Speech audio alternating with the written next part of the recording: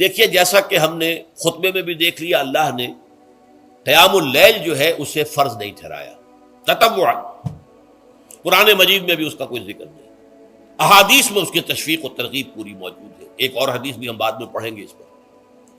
اس کا پس منظر کیا تھا کہ اس کو چھوڑ دیا گیا۔ اب ظاہر بات ہے مسلمانوں میں کمزور بھی ہیں، مسلمانوں میں وہ مزدوری کرنے والے بھی ہیں، روزہ تو فرض ہے ان پر، چاہے مئی کا مہینہ ہے اور گندم کاٹنی ہے، روزہ تو پھر بھی رکھنا ہوگا، یہ سب کچھ، لیکن یہ کہ رات کو پھر کھڑے رہنا ان کے لیے، جاگنا ممکن نہیں، لہذا ان کے اوپر یہ چیز فرض نہیں۔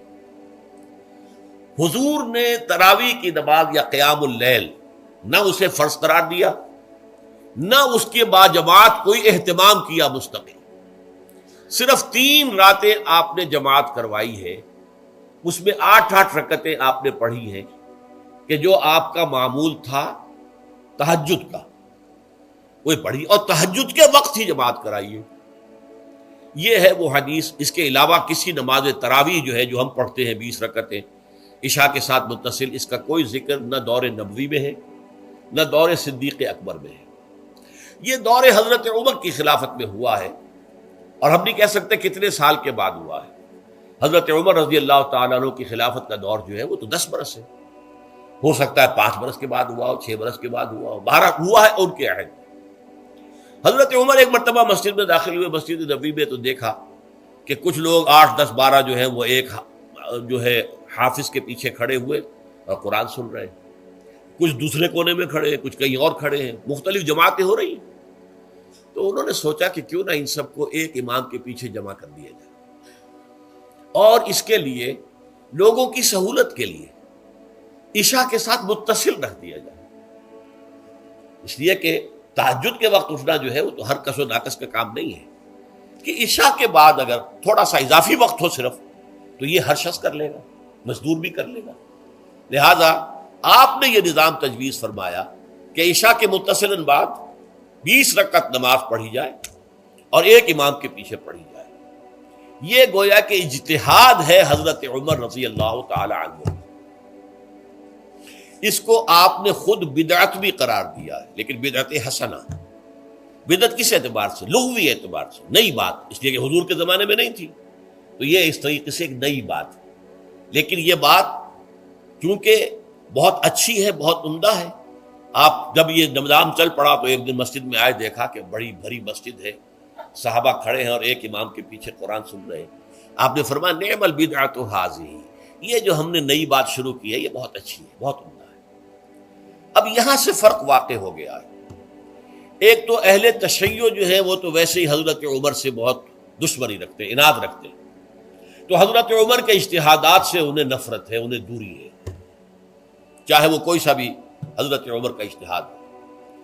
ہمارے ہاں اہل حدیث حضرات بھی در حقیقت حضرت عمر یا کسی اور خلیفہ راشد کے فعل کو وہ سمجھتے ہیں کہ یہ ایگزیکٹو آرڈرز ہیں، یہ ہمیشہ کے لیے نہیں ہے۔ حضرت عمر نے اپنے دور میں ایک نظام قائم کیا، ان کے دور کے لیے ٹھیک تھا، یہ ہمیشہ کے لیے نہیں۔ ہمیشہ کے لیے وہ 8 ہی رکعتوں کے قائل ہیں، وہ تہجد والے، لیکن اس میں بہرحال انہوں نے بھی خود یہ اضافہ کیا ہے کہ وہ 8 رکعتیں وہ عشاء کے ساتھ متصل پڑھتے ہیں، تہجد کے وقت تو نہیں پڑھتے۔ اور حضور نے تو صرف 3 روز جو ہے وہ کرائی تھی جماعت، وہ لوگ 30 دن یا 29 دن پڑھ رہے ہیں، تو اضافہ تو انہوں نے بھی کر دیا، تو نظام میں تبدیلی تو ہو گئی۔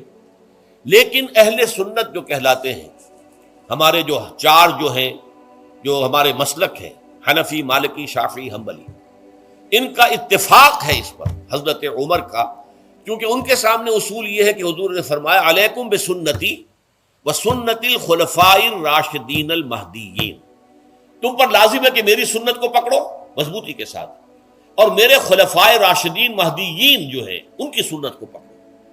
اس اصول سے یہ 4 فقہیں جو ہیں حضرت عمر کے اجتہادات جو ہیں ان کو بھی پابندی سمجھتے ہیں کہ تمام عمر کے لیے، قیامت تک کے لیے امت مسلمہ پر ان کی پیروی لازم ہے، لہذا اس میں اجماع ہے۔ اور یہاں تک کہ یہ سب سے آخری جو اس میں مسلک پیدا ہوا ہے زمانی اعتبار سے، سب سے پہلے مسلک جو ہے حنفی پیدا ہوا ہے، پھر مالکی پیدا ہوا ہے، پھر شافعی پیدا ہوا ہے، اور پھر حنبلی آخری ہے۔ اور امام احمد ابن حنبل بہت بڑے محدث بھی ہیں، مسند احمد ابن حنبل جو ہے وہ بہت بڑی کتاب ہے، بہت اہم کتاب ہے، جامع کتاب ہے، تو ان کے ہاں بھی 20 رکعتیں ہیں، چنانچہ حرمین شریفین میں، سعودی عرب میں، مکے اور مدینہ منورہ میں جو نماز تراویح ہوتی ہے اس کی 20 رکعتیں ہیں، لیکن اہل حدیث حضرات جو ہیں وہ اس 8 کے اوپر اکتفا کرتے ہیں۔ بہرحال یہ ایک اختلاف ہے جو میں نے اس کا پس منظر بیان کر دیا، لیکن اس 20 رکعت نماز سے ادا کرنے سے، جو کہ زیادہ سے زیادہ 50 منٹ یا 1 گھنٹہ لگتا ہے، اس سے وہ قیام اللیل کا حق ادا نہیں ہوتا۔ قیام اللیل کا تو کچھ اور ہی تقاضا ہے۔ قیام کسے کہتے ہیں؟ یہ سورہ مزمل سے واضح ہوتا ہے، یا ایھا المزمل قم اللیل الا قلیلا نصفہ او انقص منہ قلیلا او زد علیہ ورتل القرآن ترتیلا۔ آدھی رات یا آدھی رات سے کچھ کم، یعنی تہائی رات، یا آدھی رات سے کچھ زائد، 2/3 رات، یہ ہے قیام اللیل۔ چنانچہ سورہ مزمل ہی کی آخری آیت جو دوسرا رکوع مشتمل ہے جس پر، اس میں صاف کہہ دیا گیا ان ربک یعلم انک تقوم ادنی من ثلثی اللیل ونصفہ وثلثہ وطائفۃ من الذین معک۔ اے اللہ کے نبی، اللہ خوب واقف ہے کہ آپ بھی اور آپ کے ساتھ ایک جماعت بھی رات کو کھڑی رہتی ہے، 2/3 رات یا آدھی رات یا 1/3 رات۔ تو یہ سارا معاملہ جو ہے قیام اللیل کا، گویا کہ کم سے کم 1/3 رات پر اس کا اطلاق ہو سکے گا، یہ نہیں کہ 1 گھنٹے۔ اب کس کے ضمن میں دیکھیے حدیث پڑھیے، تیسری حدیث ہے ان عبداللہ ابن عمرو ابن العاص رضی اللہ تعالی عنہ۔ یہ وہی عبداللہ ابن عمرو ہے جن کی میں نے آپ کو حدیث پہلے سنائی ہے۔ یہ ساری رات کھڑے رہتے تھے، پوری رات، اور ہر روز روزہ رکھتے تھے، جس پر حضور نے منع کیا، لا تفعل، مت کرو ایسا۔ رضی اللہ عنہما، یہ خود بھی صحابی ہیں اور ان کے والد عمرو بن العاص بھی صحابی ہیں۔ ان رسول اللہ صلی اللہ علیہ وسلم قال، کہ اللہ کے رسول صلی اللہ علیہ وسلم نے فرمایا، الصیام والقرآن یشفعان للعبد، روزہ اور قرآن بندے کے حق میں شفاعت کریں گے۔ یقول الصیام، روزہ یہ عرض کرے گا اللہ کی جناب میں، اے رب پروردگار، انی منعتہ الطعام والشہوات بالنہار، میں نے تیرے اس بندے کو دن کے دوران کھانے پینے سے اور اپنی شہوت کا تقاضا پورا کرنے سے روکے رکھا، یہ میری وجہ سے روکا رہا، تو میری شفاعت اس کے حق میں قبول فرما، فشفعنی فیہ، میری شفاعت اس کے حق میں قبول فرما۔ ویقول القرآن، قرآن کیا کہے گا، منعتہ النوم باللیل، میں نے اسے رات کے وقت سونے سے، نیند سے روکے رکھا، فشفعنی فیہ، تو اس کے حق میں میری شفاعت قبول فرما۔ حضور فرماتے ہیں فیشفعان، ان دونوں کی شفاعت قبول کی جائے گی۔